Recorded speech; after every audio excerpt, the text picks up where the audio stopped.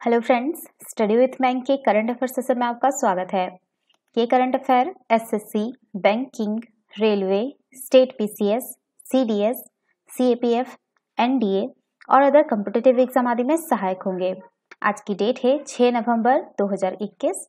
तो चलिए आज का करंट अफेयर शुरू करते हैं। आज का पहला प्रश्न है, विश्व सुनामी जागरूकता दिवस निम्न में से किस दिन मनाया जाता है? ऑप्शन ए 10 जनवरी, ऑप्शन बी 12 मार्च, ऑप्शन सी 5 नवंबर, ऑप्शन डी 15 अगस्त। देखिए, विश्व सुनामी जागरूकता दिवस जो है वो आपका हर साल 5 नवंबर को मनाया जाता है। यह दिवस सुनामी के बारे में जागरूकता के प्रचार प्रसार को बढ़ाने के लिए मनाया जाता है। सुनामी दिवस के दिन सभी को सुनामी से होने वाले खतरों और बचावों के बारे में बताया जाता है। पहला विश्व सुनामी जागरूकता दिवस 5 नवंबर 2016 को पूरे विश्व भर में मनाया गया था। तो इसका जो सही आंसर होगा वो होगा आपका ऑप्शन सी 5 नवंबर। चलिए नेक्स्ट क्वेश्चन पे चलते हैं। प्रधानमंत्री नरेंद्र मोदी ने 5 नवंबर को केदारनाथ धाम के किस प्रसिद्ध गुरु की प्रतिमा का अनावरण किया है? ऑप्शन ए आदि शंकराचार्य, ऑप्शन बी गुरु वशिष्ठ, ऑप्शन सी महर्षि विश्वामित्र, ऑप्शन डी महर्षि गौतम। देखिए, प्रधानमंत्री नरेंद्र मोदी ने 5 नवंबर 2021 को केदारनाथ धाम में प्रसिद्ध गुरु आदि शंकराचार्य की प्रतिमा का अनावरण किया है। लगभग 35 टन वजनी शंकराचार्य की प्रतिमा पर काम साल 2019 से शुरू हुआ था।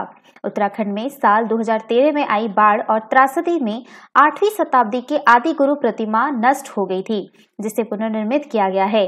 आदि गुरु शंकराचार्य की मूर्ति समाधि स्थल पर 12 फीट ऊंची और 35 टन वजनी है, जो कि कर्नाटक के मैसूर में बनाई गई है।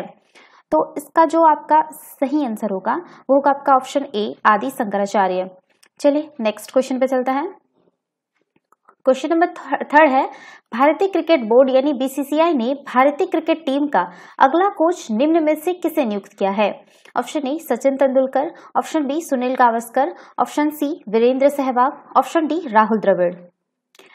देखिए, भारतीय क्रिकेट बोर्ड यानी बीसीसीआई ने 3 नवंबर 2021 को पूर्व कप्तान राहुल द्रविड़ को भारतीय पुरुष क्रिकेट टीम का मुख्य कोच नियुक्त किया। राष्ट्रीय क्रिकेट अकादमी के प्रमुख के तौर पर काम कर रहे राहुल द्रविड़ को भारत में 2023 में होने वाले 50 ओवर के विश्व कप तक 2 साल के लिए इस पद पर नियुक्त किया गया है। तो इसका जो सही आंसर होगा वो होगा आपका ऑप्शन डी राहुल द्रविड़। चलिए नेक्स्ट क्वेश्चन पे चलता है। आरबीआई द्वारा पीसीए फ्रेमवर्क सबसे पहले कब पेश किया गया था? ऑप्शन ए दिसंबर 2002 में, ऑप्शन बी अक्टूबर 2002 में, ऑप्शन सी सितंबर 2002 में, ऑप्शन डी अगस्त 2002 में। देखिए, आरबीआई द्वारा पीसीए फ्रेमवर्क दिसंबर 2002 में पेश किया गया था। यह प्रभावी बाजार अनुशासन के लिए एक उपकरण के रूप में कार्य करता है। इन विनियमों को वित्तीय स्थिरता और विकास परिषद के कार्यकारी समूहों की सिफारिशों पर अप्रैल 2017 में संशोधित किया गया था। इस ढांचे फ्रेमवर्क के तहत आरबीआई कमजोर वित्तीय मैट्रिक्स वाले बैंकों पर नजर रखता है। इसका उद्देश्य भारत के बैंकिंग क्षेत्र में गैर निष्पादित आस्तियों की समस्याओं की जांच करना है। आरबीआई का यह पीसीए फ्रेमवर्क केवल वाणिज्यिक बैंकों पर लागू होता है। सरकारी बैंक और गैर सरकारी वित्तीय कंपनियां इसके अंतर्गत नहीं आती है। तो इसका जो सही आंसर होगा वो होगा आपका ऑप्शन ए दिसंबर 2002 में। तो इसका जो चलिए नेक्स्ट क्वेश्चन पे चलता है। क्वेश्चन नंबर 5 है, आत्मनिर्भर भारत के समर्थन में किस कंपनी ने भारत सरकार के राष्ट्रीय ग्रामीण आजीविका मिशन के लिए साझेदारी की है? Option A Amazon, option B Snapdeal, option C Flipkart, option D इनमें से कोई नहीं। देखिए, ग्रामीण विकास मंत्रालय जो दीनदयाल अंत्योदय योजना NRLP चलाता है ने आज इस उद्देश्य के लिए भारत के घरेलू e commerce market place Flipkart के साथ एक समझौता ज्ञापन पर हस्ताक्षर किए हैं। यह साझेदारी जो है आपका दीनदयाल योजना NRLM के स्वरोजगार और उद्यमिता के लिए ग्रामीण समुदायों की क्षमताओं को मजबूत करने के लक्ष्य के अनुरूप है। दीनदयाल अंत्योदय योजना NRLM और फ्लिपकार्ट के बीच साझेदारी इस प्रक्रिया की मदद करेगी और आत्मनिर्भर भारत विजन को मजबूत करेगी। CHG के ग्रामीण उद्देश्यों के साथ जो आपका भारत और विदेशों में जनता के बीच स्वीकार्यता की अपार संभावनाएं हैं और ई कॉमर्स प्लेटफॉर्म जिसका उपयोग करने के लिए एक प्रभावी उपकरण साबित होगा। तो इसका जो आपका सही आंसर होगा वो है आपका ऑप्शन सी, फ्लिपकार्ट। चलिए नेक्स्ट क्वेश्चन पे चलते हैं। क्वेश्चन नंबर 6 है, वेस्ट इंडीज के निम्न में से किस खिलाड़ी ने T20 वर्ल्ड कप के बाद अंतर्राष्ट्रीय क्रिकेट से संन्यास लेने की घोषणा की है? Option A Dwayne Bravo, option B Akeal Hosein, option C Kieron Pollard, option D Jason Holder. देखिए, वेस्ट इंडीज के हरफनमौला खिलाड़ी Dwayne Bravo T20 world cup के बाद अंतर्राष्ट्रीय क्रिकेट से जो है रिटायरमेंट लेंगे।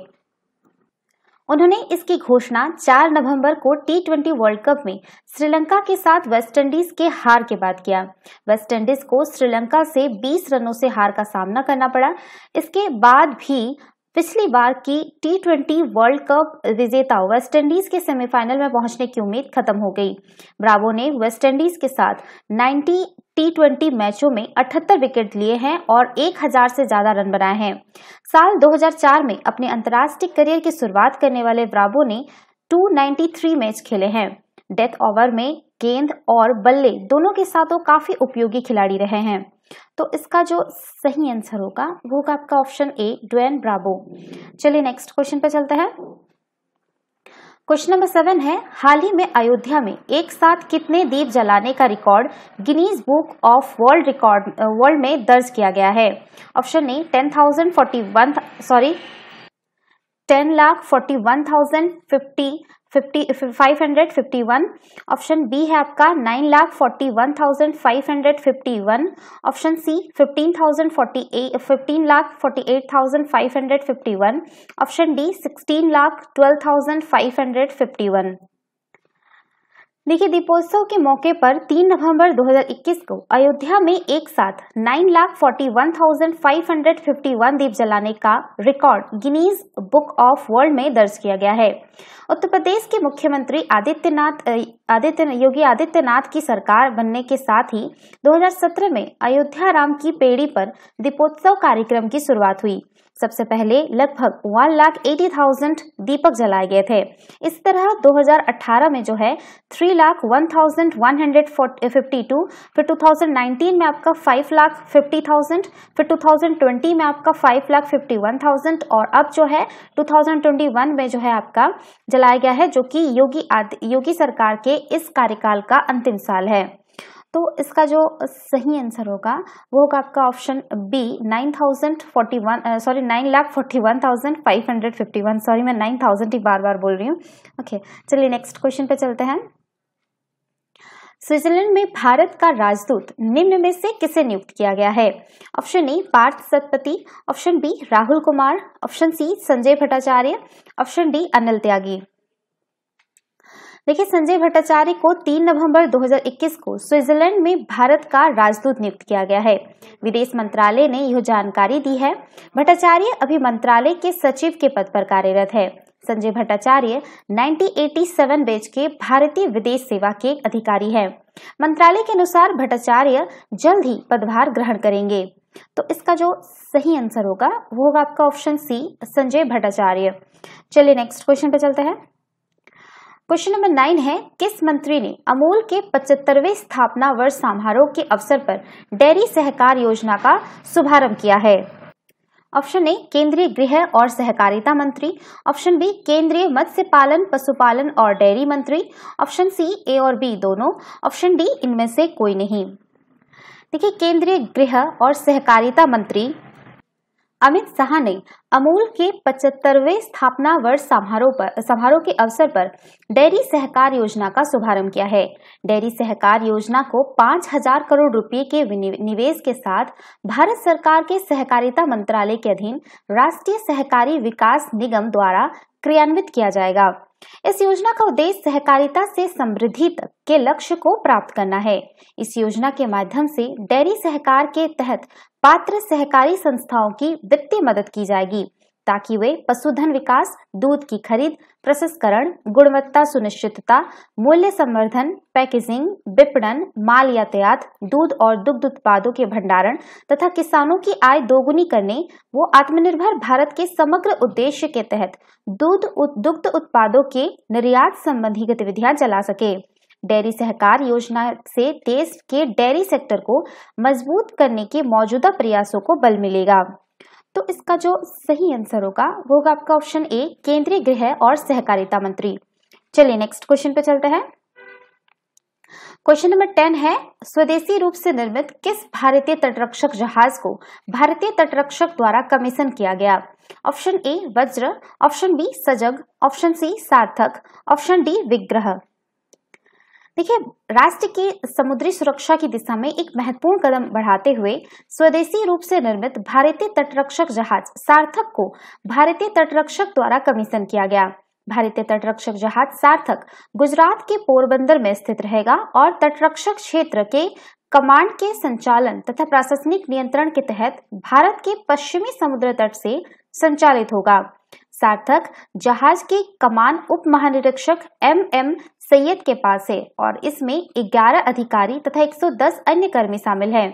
सार्थक जहाज गोवा शिपयार्ड लिमिटेड द्वारा भारतीय तटरक्षक बल के लिए बनाए जा रहे 5 ऑफशोर पेट्रोल व्हीकल की श्रृंखला में चौथा है। ऑफशोर पेट्रोल व्हीकल एक बहु मिशन प्लेटफॉर्म है जो समवर्ती संचालन में सक्षम है। 105 मीटर लंबा यह जहाज 9100 किलोवाट डीजल इंजन द्वारा संचालित है, जिसे 26 समुद्री मील की अधिकतम गति के साथ डिजाइन किया गया है।